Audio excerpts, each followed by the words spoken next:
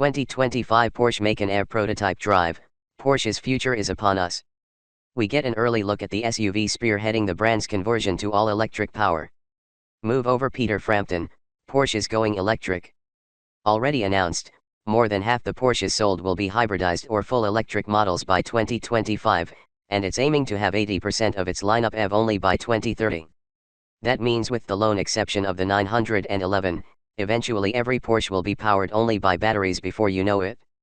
The Taycan was the storied performance brand's first all-electric vehicle, and the upcoming 2025 Macan will be the first of its existing model lines to make the transition from internal combustion. To get a feel for how everything's coming along, Porsche offered us an early test drive of some Macan EV mules about a year before the new electrified compact SUV goes on sale. What Macans were we driving? By the time we had a go in 4 different camouflaged Macan mules in various stages of development, they were already obsolete in some ways. Vehicles containing newer hardware were already rolling off a line in Germany. Much of its software will be able to be refreshed via over-the-air updates. That said, these Macan prototypes were roughly 90 to 95% representative of what customers will experience. As with all new Macans, they were underpinned by Porsche's PPE, Premium Platform Electric, architecture, which was co-developed with sister brand Audi. From what we know today, almost all future Porsche and Audi EVs will ride on some derivation of the platform. We say almost, because certain small Autos will likely use Volkswagen's MEB components set. PPE makes use of a new, patented lightweight power box where the AC charger, battery heater, and DC/DC converter all reside. PPE is reportedly flexible enough to form the basis of everything from 2-door sports coupes, Boxster/Cayman EV, perhaps, to 3-row SUVs. What we know for sure. The all-electric 2025 Porsche Macan will be available in at least 3 trims, Base Macan, Macan S, and Macan Turbo. Yes, everyone is aware that electric vehicles contain no actual turbo. We've already been over this with the Taycan. The base model will be available in either rear or AWD and will be called Macan and Macan 4, respectively. The S and Turbo models will be AWD only. There are 3 motors used for the new Macan. All 3 of the AWD trims use the same front motor, the Macan and Macan S use the same rear motor, and the Turbo uses a larger, more powerful rear motor. The base model has 13.8-inch brake rotors up front, the S gets 14.8-inch fronts, and the Turbo 15.7 inches. All models use 13.8-inch rears, as rear brakes don't do much when it comes to braking, especially on an electric vehicle with regenerative braking. All U.S spec Macans will have air suspension, and not because Porsche didn't want to offer customers a choice of less expensive steel springs, but rather the ability to raise the vehicle up in off-road mode was key to fitting the legal definition of SUV. Rear-wheel steering is optional. Gone is the Taycan's 2-speed transmission on the rear motor.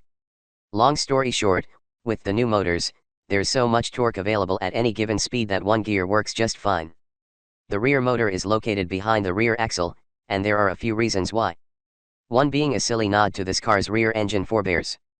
Silly, because how have the existing Macan, Cayenne, and Panamera survived? The placement does give the Macan EV a 48-50 seconds front to rear weight balance, and we suspect the RWD Macan will be even more aft biased as a result. Additionally, locating the motor behind the axle frees up room for the 4-wheel steering system, and it also slides the rear seat back an inch or 2. What we think we know. We've got to tell you, Porsche employees are some seriously cagey engineers. When we asked if the 2025 model was larger than the current Macan, one guy shrugged his shoulders. Moments later, we pulled up next to a current gen Macan and pointed. The shrugging continued. Allow us to assure you, the new one is larger. How much, we can't say, but it seems as if the rear seat has almost doubled in size. Then there's range. We were told repeatedly that on the European cycle the Macan will go over 500 kilometers, 311 miles, per charge. However, EPA certification will occur much closer to SOP, start of production. In other words, Porsche wasn't saying. As Porsche charged the Macans while journalists ate, we hopped in a Turbo and saw the battery was sitting at 80% with estimated range showing 252 miles. Some quick math tells us that's over 300 miles of range, let's say 315 miles after some not so quick math, when fully charged. When we asked Porsche if that's an accurate number, we were told to please not mention range in this story. Which is insane.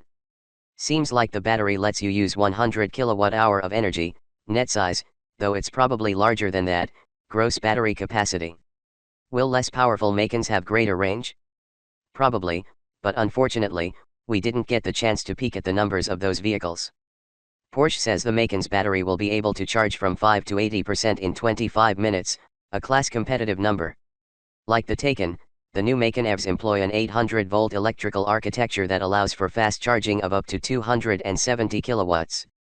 Also, the battery itself operates at 800 volts, which allows for banked or series charging. Instead of running in parallel, the cells run in series like GM does with the GMC Hummer EVs Ultium pack. All this means faster charging times on 400-volt chargers. The motors are permanently excited PSM according to Porsche, though that's a bit redundant as PSM is shorthand for permanently excited synchronous motor. The benefits of PSM-type motors are that they can be smaller and lighter than asynchronous or self-excited brushless motors like BMW is using.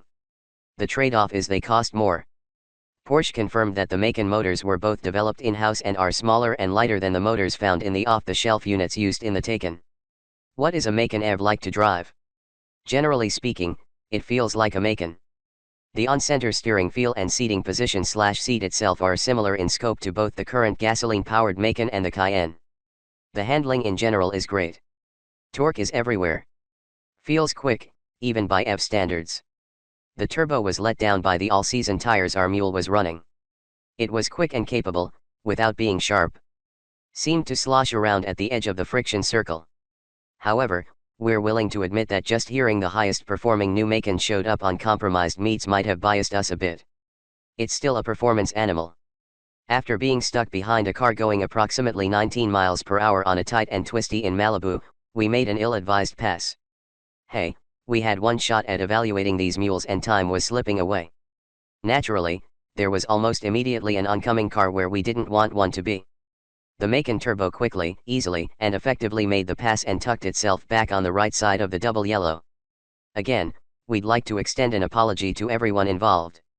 The point in admitting our wrongdoing is that yes, the electric Macan turbo, even on less than ideal tires, handles as well as any other SUV out there. Perhaps a bit better. We were told a sad, sobering statistic: while all Porsches will always be available on summer performance tires, 99% of all Macans in the US are sold on all-season tires. Not good, people.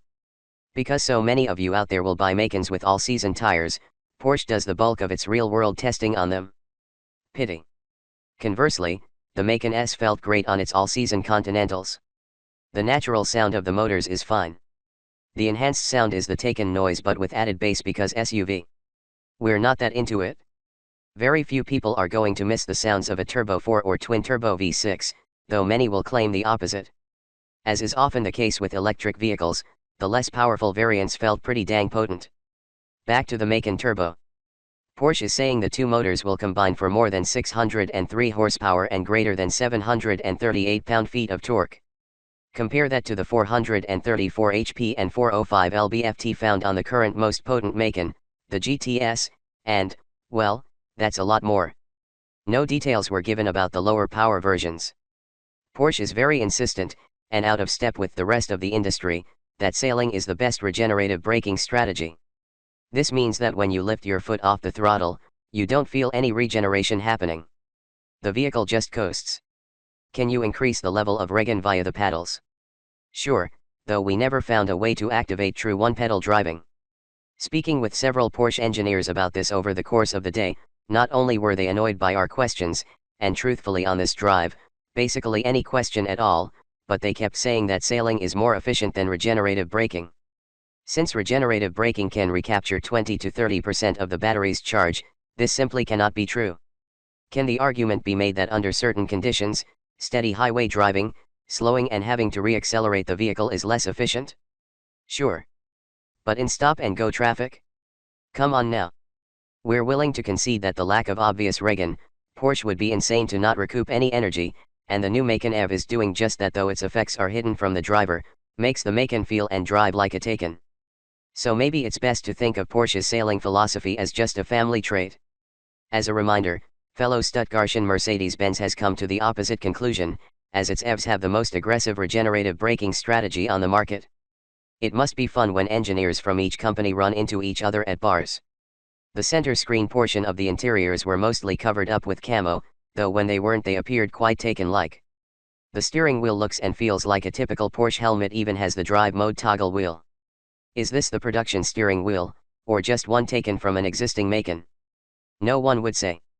In front of the wheel is a sleek digital screen that kinda mimics the curved, 3-dial cluster found in 350 SIXS. Nice. We did not get the opportunity to drive the Macan mules off-road, sadly. We have little doubt that the new Macan would do quite well in the dirt, as instant torque seems to give EVs an off-road leg up. Final thoughts? These Macan mules not only felt production ready, but they felt like electrified current-gen Macans. Yes, it was an early drive, and the German engineers were being willfully tight-lipped, so there's just not much more to tell. Since its introduction, the Macan has been the brand's best-selling product, and we can't see a single reason why this excellent new electric version would reverse that trend. As several companies have shown already, Tesla, Rivian, BMW, Mercedes, and now Kia, electric SUVs make a heap of sense, especially when it comes to packaging.